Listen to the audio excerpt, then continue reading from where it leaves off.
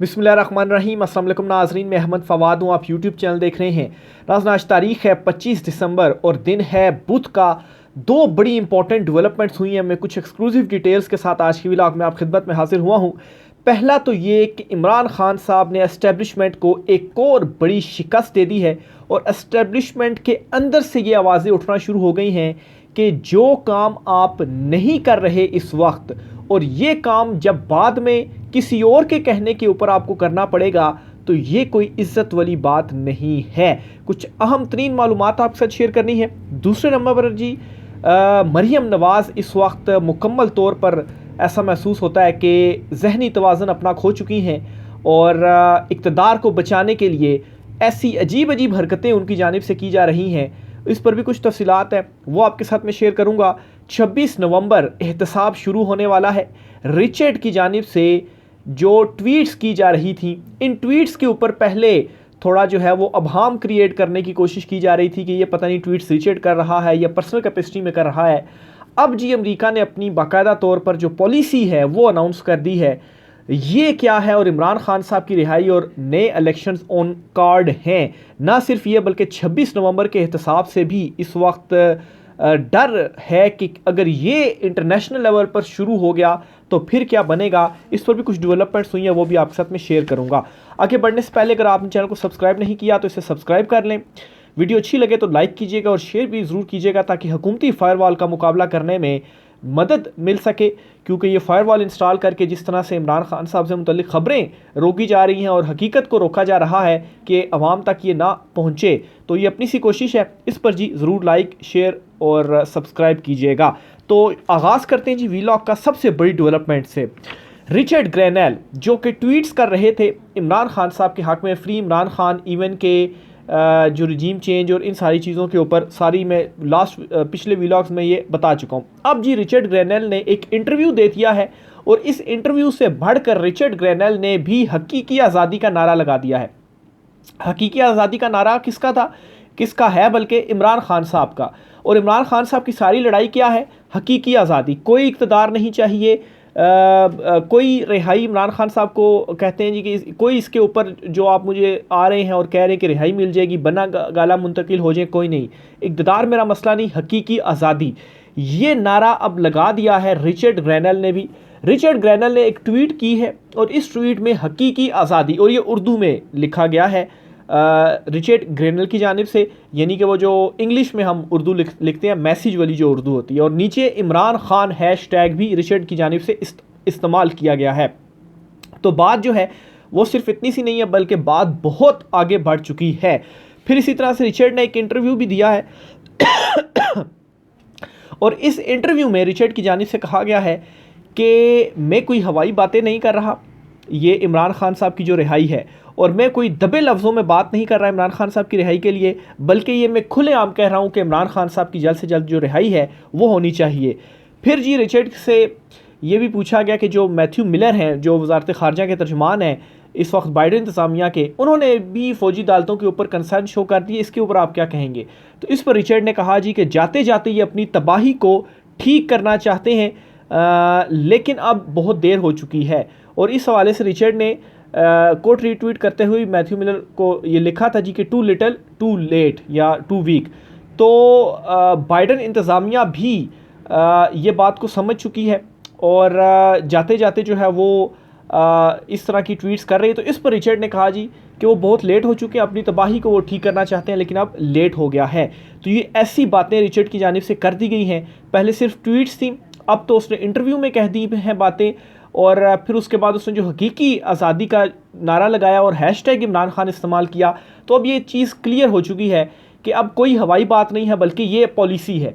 जो regime change हुआ या जो बाइडेन इंतज़ामिया की पॉलिसीज़ थी वो सब ख़त्म होंगी और ट्रंप की जो पॉलिसीज़ हैं वो आएंगी, और जो बाइडेन इंतज़ामिया की सपोर्ट थी इस रिजीम को, जिसके बाद रिजीम चेंज ऑपरेशन भी हुआ, वो सारा कुछ जो है वो अब रिवर्स होगा।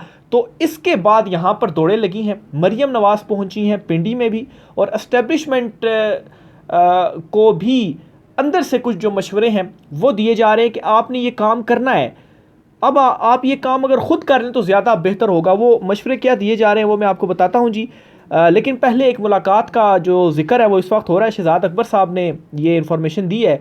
वो कहते हैं जी कि मरियम नवाज़ साहिबा पिंडी पहुंची और वहाँ पर उन्होंने बड़ी एक इंपॉर्टेंट शख्सियत से मुलाकात की है और इस मुलाकात में ये कहा गया जी कि जो अमेरिका की तरफ से दबाव आ रहा है इसके ऊपर हम डट जाएंगे, हम जो है वो नहीं एक्सेप्ट करेंगे ये जो इमरान खान साहब की रिहाई के हवाले से कहा जा रहा है। क्यों?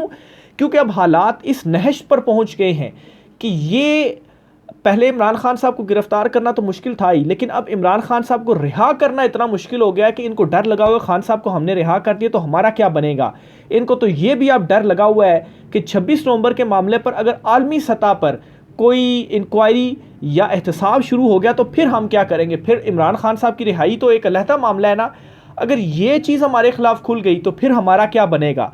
ये मरियम नवाज़ की जानिब से कहा गया। वो क्यों कह रही हैं कि उनका इक़्तिदार बचा रहे इस वजह से, लेकिन ऐसा नहीं होगा कि अमेरिका को आप नो कह सके। इसकी जो रीज़न है वो ये है कि कौम इस वक्त आपके साथ नहीं है। आप ये कहते थे हमने एटमी धमाके किए हैं तो तब भी तो हमने नो कहा था, तब आप कौम आपके साथ थी, कौम आपके साथ नहीं है। अंदर से तो प्रेशर भरपूर है, सिर्फ आप बचे हुए थे बाइडेन इंतज़ामिया की वजह से और इंटरनेशनली आवाज़ नहीं उठ रही थी। अब ट्रंप आ गया है, आवाज़ें उठ रही हैं, आलमी दबाव बढ़ता जा रहा है, नहीं आप इसको टैकल कर सकते।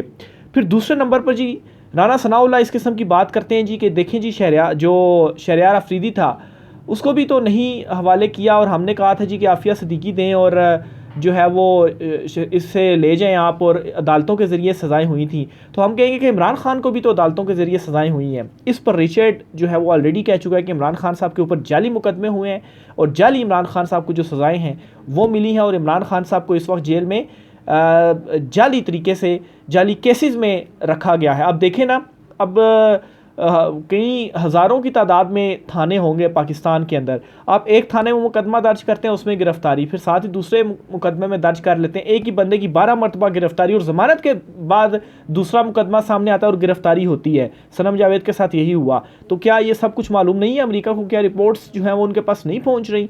तो ये दोनों बयानिए इस वक्त आपके पिट गए हैं, इस वजह से भी इनको इस वक्त ज़्यादा हाथ पांव लगे हुए हैं। बहरहाल ये अजीबोगरीब किस्म का इस वक्त मरियम नवाज़ भी मशवरा दिया गया जी कि हम नहीं मानेंगे तो फिर ऐसा हो ही नहीं सकता। माजी हमारा सामने ऐसा हो ही नहीं सकता कि आप ना माने, नो आप कह ही नहीं सकते। और किस बुनियाद के ऊपर कहेंगे? क्या अवाम आपके साथ है? अवाम आपके साथ नहीं है।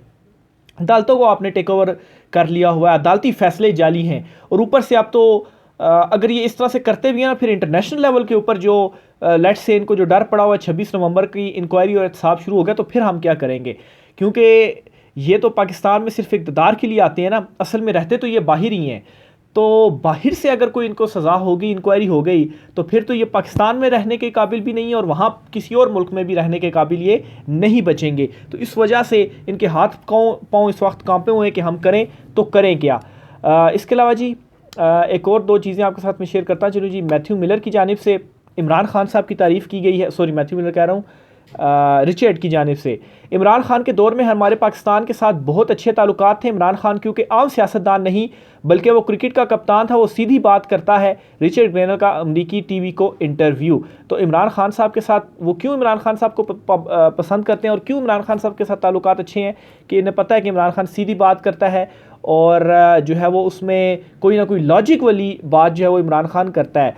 तो इसलिए इमरान खान साहब ने जो एब्सोल्युटली नॉट भी कहा था ना, तो उसके बावजूद अगर इमरान खान के हक़ में अगर वहाँ से चीज़ें आ रही हैं तो वो क्यों आ रही हैं? वो इसी वजह से आ रही कि इमरान खान के हवाले से उनको पता और ट्रंप की इमरान खान साहब के साथ दोस्ती थी।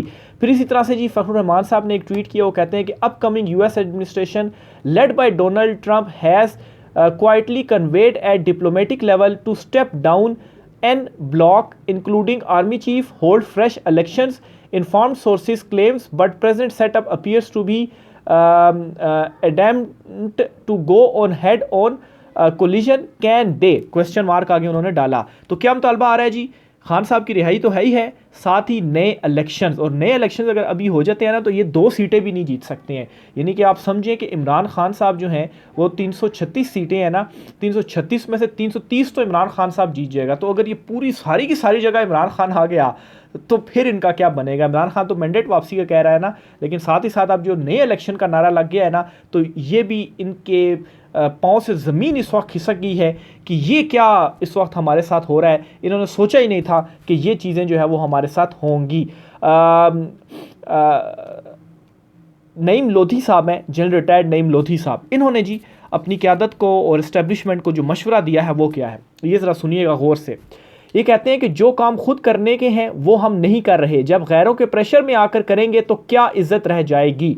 क्या जी, क्या गैरों का प्रेशर है? खान साहब की रिहाई, मैंडेट की वापसी, 26वीं तरमीम की वापसी, 26 नवंबर के ऊपर इंसाफ एहतसाब।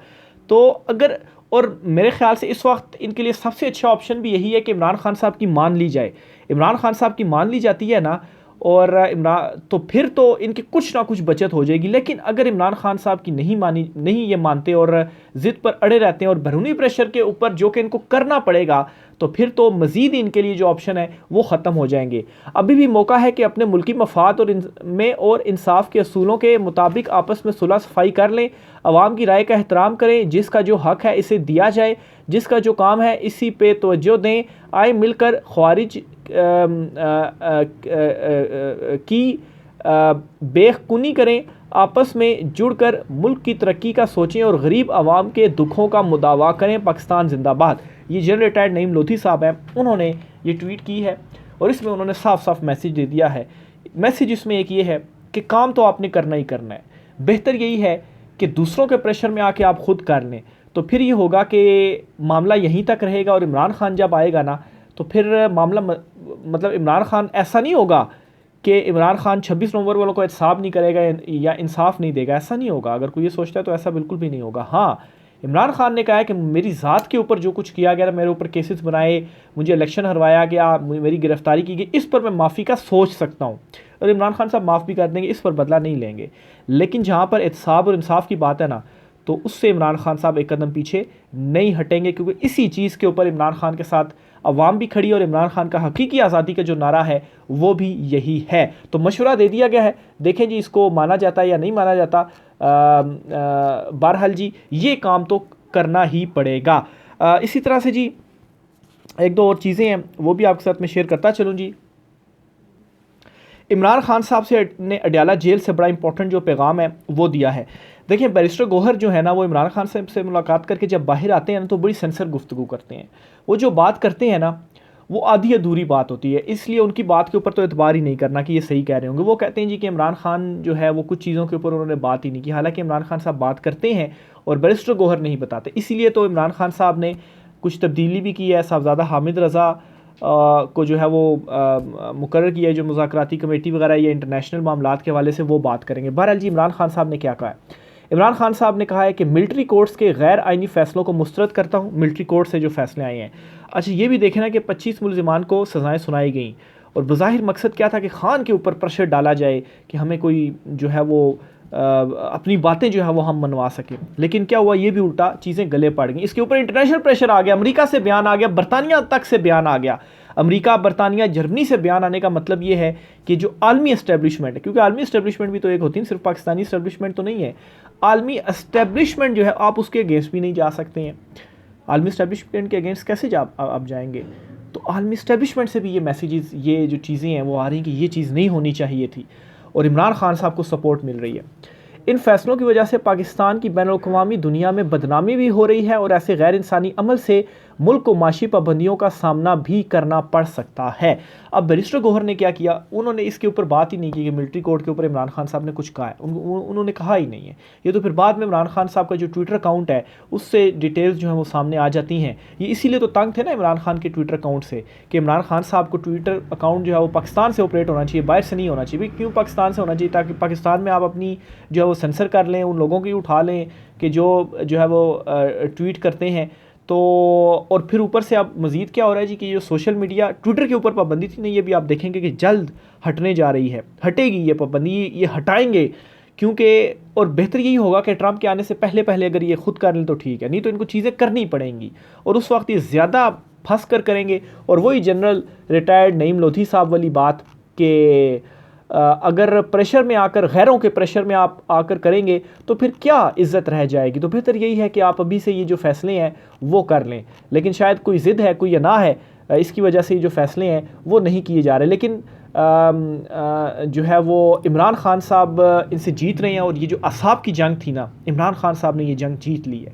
हालांकि हर कोई इमरान खान की मुखालिफ था, इमरान खान जेल में बैठा हुआ था, पार्टी भी तोड़ दी गई, कोई पैगाम इमरान खान का बाहर नहीं आ पा रहा था, लेकिन फिर भी इमरान खान डटा रहा और आज देखें इमरान खान ये जंग जीत रहा है। राय का साथ कीजिएगा। आज की व्लॉग से इतना ही, इजाज़त दीजिए, अल्लाह हाफिज़।